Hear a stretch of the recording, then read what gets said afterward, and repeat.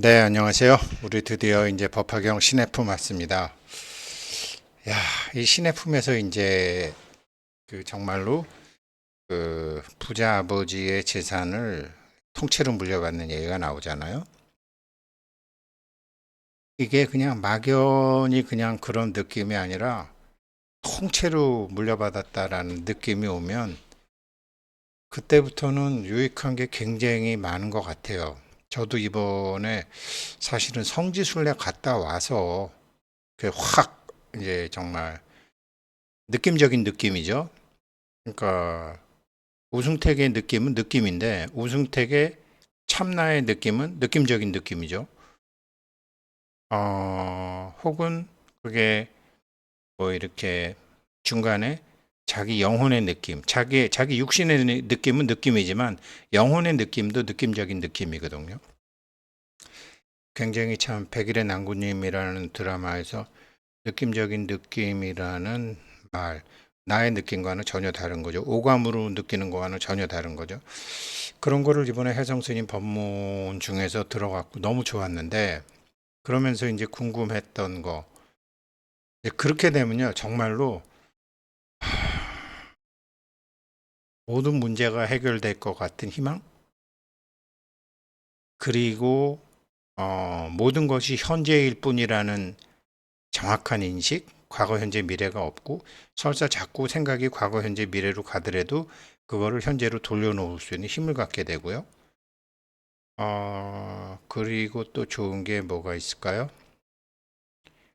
미워하는 사람을 미워하지 않게 자기 자신을 가리키는 확실한 방법이 생기죠.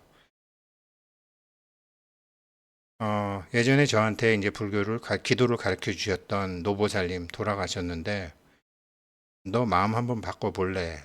내가 평생 절에 다녀도 나 마음 바꾸는 사람 한 명도 못 봤다.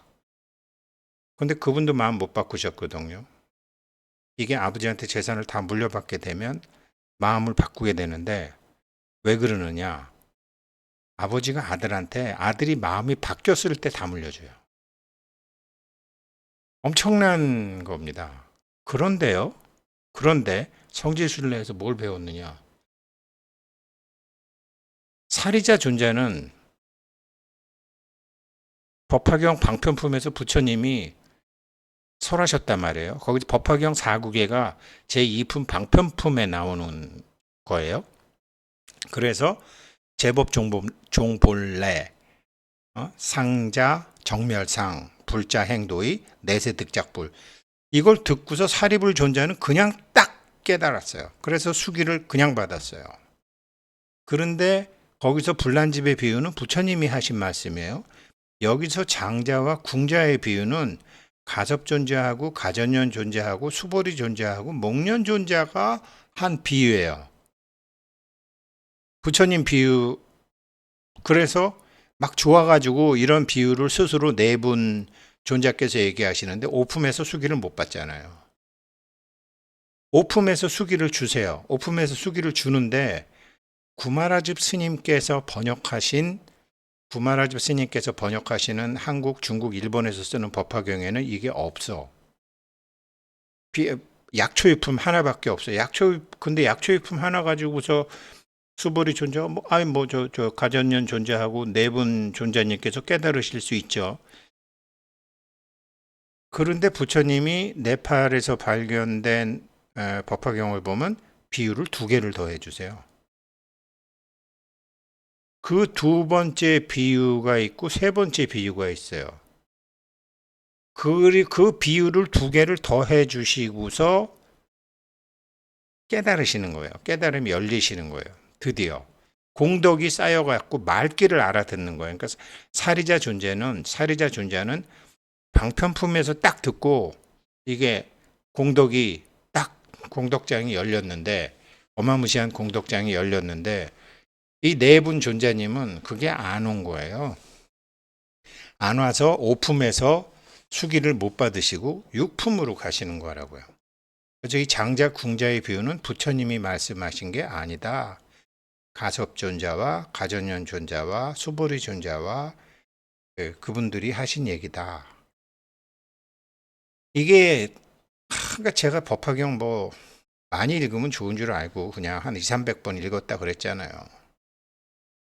그랬는데 뭐 읽기 전이나 읽은 다음이나 뭐 별로 제가 뭐 모르겠더라고요. 근데 이번에 정말 보르부드로 갔다 와서 이 한 거를 하면서 제가 와, 내가 정말 마음이 안 바뀌었었구나. 이제 바뀔 수 있겠구나. 그런 생각을 한 거죠. 그런데 이런 것처럼 이제는 공독장이 어느 정도 쌓였으니까 말귀를 알아듣는 거죠. 삼불사 혜성스님 말씀은 혜성스님은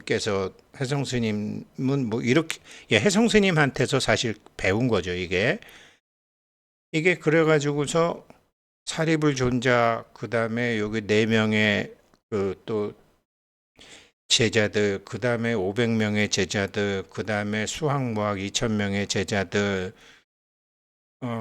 그리고 나서 이제 나중에 참 여자는 성불하기 어렵다라는 게 12품에 나오잖아요. 그 12품에 앞에서 수기를 받은 사리자 존자가 엉뚱한 소리를 하잖아요. 13품에서 수기가 딱 나가잖아요. 여자들한테 6천 도한 12,000 비구니하고 마하파세 바제 비구니하고, 그러니까 이게 공덕이 차는 거에 따라서 거기서 다 차고 그 다음에 안락행 품에 가서 이제 자기가 수기를 받은 사람들이니까 마음이 편안해지는 거죠. 이런 과정으로 가는데 이게 그냥 얘기가 아니고요. 수행을 하시다가 보면 제가 한 거 한 90일 정도 지나고 마지막 한 달, 백중까지는 그때 호흡법, 대주천 호흡법이 아니라 소주천 호흡법을 가르쳐 드릴 건데, 어, 지금 하시면 하나도 도움 안 되고, 그때 가서 하시면 하나도 도움 안 되고요. 그런데 하시다가, 법화경 하시다가 이게 딱 자기가 이 부자 아버지한테 온 재산을 물려받은 것 같은 느낌적인 느낌이 콱 와요. 그러면 한 달도 필요 없어요. 한 5분이면 하세요. 5분이면. 그게 없는 숨길 만드는 게 아니거든요. 원래 우리가 아기 때부터 갖고 있던 숨길을 갖게 되는 거죠. 그렇게 되면 그때부터는 공부가 엄청나게 달라지죠. 그래서 이 궁자의 비유, 장자 궁자의 비유인데, 일본 만화가 재밌고 요 영상에서 한 거예요. 어, 요번에 거기 갔을 때, 그 산불사 갔을 때 혜성 스님께서 이제 법문을 쭉 하시고 질의응답을 받는데 한 분이 질문을 하시는데, 어떤 분이 하셨는지는 제가 잘 모르겠어요. 어떤 질문을 하셨냐면, 어, 남묘호랑개교와 나무묘법연화경과 중국의 파룬궁이 어떤 차이가 있습니까? 이렇게 물어보셨거든요. 법을 물어보신 게 아니라 지식을 물어보셨거든요. 얼마나 궁금하셨으면 물어보셨겠어요. 그런데 이제는 지식은, 그런 거는 그 스님께서도 그냥 남묘호랑개교와 나무묘법연화경의 차이에 대해서만 얘기해 주시고, 법화경에 대해서는 뭐 얘기 안, 파룬궁에 대해서는 법륜공이죠. 그냥 넘어가셨는데, 지식은 챗 GPT에다가 물어보면 무료 챗 GPT 깔아갖고 저기 남묘호랑개교하고 나무묘법연화경하고 파룬궁 차이가 뭐니? 그러면 딱 나와요. 이제는 답이 돈이 되는 세상이 아니고요. 질문이 돈이 되는 세상이거든요. 질문이 돈이 돼요. 이런 건 원래 생테크에서 해야 되는 건데. 예. 그래서 이 이제 여기서 만든 이거 장자궁자의 비, 이게 남묘호랑개교라고 하는 일본의 일연정종에서 만드는 거, 일연정종에서 만드는 건데 참 잘 만들었더라고요. 근데 여기서도 역시 구마라집 스님 거로 해서 약초육품에 정작 중요한 비유는 없어요. 약초육품 오품에 가서 우리 할 거지만 삼초 이목의 비유만 있지 부처님께서 해주신 두 가지의 더 비유는 없어요. 정말 중요하거든요. 어떤 거냐면, 그러니까 가섭존자, 가전년 존자, 부처님한테 막 사리불 존자가 수기 받는 거 보고 막 이렇게 좋아하시는 거거든요. 성문도 부처 수기를 받는구나 그래갖고 하시는 거죠. 이렇게 막 네 분이 좋아하시는 거죠. 이렇게 좋아하셔가지고 이 장자 궁자의 비유를 하시는 건데, 가섭전자가 하시는 건데, 수기를 못 받는단 말이에요, 오품에서. 부처님이 약초유품 비유를 더해 주시고, 비유를 두 개를 더해 주세요.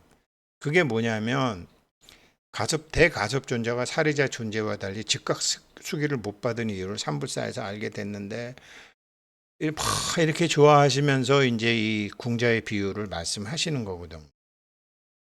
근데 부처님이 아직 수기를 줄 상황이 아니야, 보시니까. 정확히 몰라, 지금 가섭존자가. 그래서 무슨 얘기를 하시냐면요. 질문을 이제 가섭존자가 하죠. 아니, 부처님께서는 그러면 성문영각 보살의 삼승이 본래 없고 방편으로 쓰시고 일불승으로 쓰신 건데, 쓰셨다고 했는데, 그러면은 원래 없는 거를 왜 성문영각 보살 삼승으로 가리키셨습니까? 라고 질문을 하죠.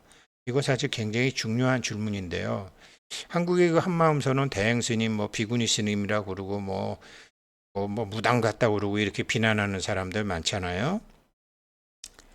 저도 사실은 그 사람 중에 한 사람이었는데 어느 날 이게 유튜브에 올라와 있는 한마음서는 대행스님 법문을 듣다가 툭 이런 말씀을 하시더라고요. 야, 부처님께서 돌아가시기 전에 그 직전에 한 말씀 해주신 게 나를 당당하게 만들었다. 일불승 얘기하시잖아요, 법화경에서. 성문, 영각, 보살 다 필요 없다. 일불승으로 하겠다. 그래서 그거 갖고 법을 펴신 것이다. 라고 얘기를 하시더라고요. 묘법변왕이라는 경이라는 말씀은 안 하시는데, 그래도 묘법이라는 말씀은 하시더라고요. 그래서, 아, 그렇구나. 그렇게 이제 알았는데, 이게 한국, 중국, 일본에서 쓰는 구마라즙 스님께서 번역하신 묘법연화경에 없어요. 네팔에서 발견된 그것을 출간한 게 그것을 출간해서 하는 게 민족사에서 나오는 묘법연화경에 거기에 있고요. 그리고 그 유튜브에 그 뭐죠? 법륜 종로 5가에 있는 거 있잖아요. 거기서도 이제 그쪽에서 산스크리트어로 된 거 하다 보니까 거기에도 나와요. 어떤 거냐면 이거예요. 부처님이 도자기의 비유를 하세요. 도공. 도공은 도자기를 만든다. 도공은 도자기를 만든다. 그런데 각 도자기를 어떤 거는 김치를 담고 어떤 거는 밥을 담고 어떤 거는 간장을 담고 어떤 것은 금반지를 넣어두고 어떤 거는 요강으로도 쓰고 어떤 거는 개밥그릇도 쓴다. 도공은 똑같은 그릇을 만들지만 가져다가 쓰는 사람이 거기다가 무엇을 담느냐에 따라 다르다. 나는 같은 얘기를 쭉 했다. 그랬는데 니네들이 고진멸도를 받아서 썼고 12연기를 받아서 쓴 사람이 있었고 바람이를 받아서 쓴 사람이 있었다. 근데 나는 내가 처음부터 그릇을 만든 것은 부처를 담으려고 한 거다. 그래서 너네들한테 양의 술에 소의 술에 사슴의 술에 준다고 했지만 안 주고 내가 원래 그릇을 만든 이유 흰소가 끄는 화려한 술에 나는 부처를 담으려고 그런 것이다 라고 얘기를 해주시는 거예요. 그리고서 이거를 그러니까 가섭전자 질문이 그렇군 왜 만들으셨어요? 차이가 뭐예요? 그래서 그 차이가 쓰는 사람의 차이야. 나는 니네들한테 그릇을 줬는데 그 그릇에다가 니네가 못 담을 건데 같은 얘기예요. 우리들도 이 법을 배워서 거기에 사랑을 담는 사람도 있고 돈을 담는 사람도 있고 건강을 담는 사람도 있고 그냥 비워뒀다가 필요한 거, 어떨 때는 사랑 담고, 어떤 때는 돈 담고, 어떨 때는 건강 담고, 어떨 때는 아픈 친구 담고, 이렇게 담아서 쓰는 거라는 거죠. 이게 구마라비 스님 거기에 나와요. 그래서 이제 그렇게 아시고 계시고, 그래서 이게 내용은 뭐냐면, 사품의 내용은 뭐냐면, 이제 자기 아들을 잃어버리고 있다가 재산은 많은 이 할배가 야 이거 참 이 재산 물려줄 사람이 없네. 그러다가 이제 그제 아들이 어쩌다 어렸을 때 잊어버린 아들이 이렇게 오잖아요. 근데 물려주지를 못하죠. 그릇이 아직 얘는 지금 뭐 돈을 줘봐야 뭐 재산을 줘봐야 어떻게 할 줄도 모르니까 그릇이 안 만들어졌으니까. 그래서 일단은 그릇을 만들죠. 뭐 경전에서는 뭐 몇십 년 걸려서 그릇 만들죠. 그런데 어느 정도 이제 그릇이 만들어지니까 20년 후에 그릇이 딱 만들어지니까 이렇게 몸으로 쓰던 일을 하던 이런 잃어버린 아들한테 금은 보화를 다 보여주죠. 내가 너 오랫동안 일하는 거 보니까 너 참 정직하고 이게 다 내 재산인데 이거 네가 관리해라. 이거를 시키는 거죠. 이거를 시키는 거죠. 지금 사실은 절에서 보살이라는 이름 들을 정도면 지금 이거를 맡은 거거든요. 보살 뭐 무슨 보살님 무슨 보살님 뭐 우거사님 뭐 거사 이렇게 보살이라고 불리는 사람들은 사실 부처님한테 뭐를 맡은 거잖아요. 성실히 하는 사람과 있고 성실히 안 하는 사람이 있는데 뭐 저 같은 경우 성실히 안 한 사람이죠. 몰랐으니까. 그런데 이렇게 이제 물려주죠. 그리고서 이것을 그러면서도 우리도 절에 다니면서 나도 부처가 돼갖고 한번 다 이렇게 했죠. 사람들을 정말 깨우치게 해볼까? 요즘 와서 제가 그런 생각하는 거죠. 야, 이거 인공지능이 생겨서 인공지능은 점점 발전하는데 인간의 지능, 지능은 인간의 지능 중에 최고는 안욕따라 삼맥삼볼이라고 부처님이 얘기해 두셨는데, 야, 나는 안욕따라 삼맥삼볼이 이거 이거 꿈이 없었구나. 이제 그런 생각을 하는 거죠. 그런데 딱 돌아가시면서 이제 법화경에서 오늘 밤 열반한다. 그래서 사실은 내가 제 친아들이다. 쟤는 내 친아들이다 하고 사람들 불러서 하시고서 이거 다 제 거다. 앞으로 나랑 하던 거 이제 얘랑 다 하면 된다. 이렇게 되는 게 이런 비유를 말씀하신 분이 이 가섭존자시거든요. 가섭존자가 하신 거거든요. 그래가지고서 막 감사합니다. 그래갖고 가섭존자, 수보리존자, 가전연존자, 목련존자, 요 분이 목련존자겠죠. 목련존자하고 사리불존자는 부처님보다 연세가 많았으니까. 이랬는데 부처님 보시기에 아직 본격적인 공덕장이 이렇게 재산을 물려줄 정도가 안 된 거예요. 그래서 약초 비유, 그 다음에 도공 비유를 더해 주시고 의사의 비유까지 하나 더해 주세요. 의사의 비유와 도공의 비유가 구마라즈 스님께서 번역하신 것에는 없어요. 근데 이거에 확 느낌이 오면 근데 이거 제가 방법을 몰라서 못 가르쳐 드렸는데 다 가르쳐 드릴 수 있어요. 오늘은 이렇게 신해품 자체는 얼마 그렇게 길지 않거든요. 그래서 오늘은 서론하고 보니까 어제 정용호님 후원금 내주셨어요. 고맙습니다. 정용호 거사님은 이렇게 들으시다가 그냥 좋으면 내시나 봐요. 예, 감사합니다. 서지명님, 제가 예전에 성함을 아는 것 같기도 하고 모르는 것 같기도 하고 아무튼 감사드립니다. 저희 이렇게 열심히 하겠습니다. 장화수님도 또 해주셨더라고요. 장화수님도 제가 한번 뵌 분인지 안 뵌 분인지 언젠가 뵙겠죠. 네, 정용호님, 서지명님, 장화수님, 묘보변화경 자유로원금 내주셔서 너무 감사드립니다. 오늘 여기까지 하고 내일 이제 다시 이 법화경 신해품 본격적인 얘기는 다 해드렸으니까요. 정말 중요합니다. 감사합니다.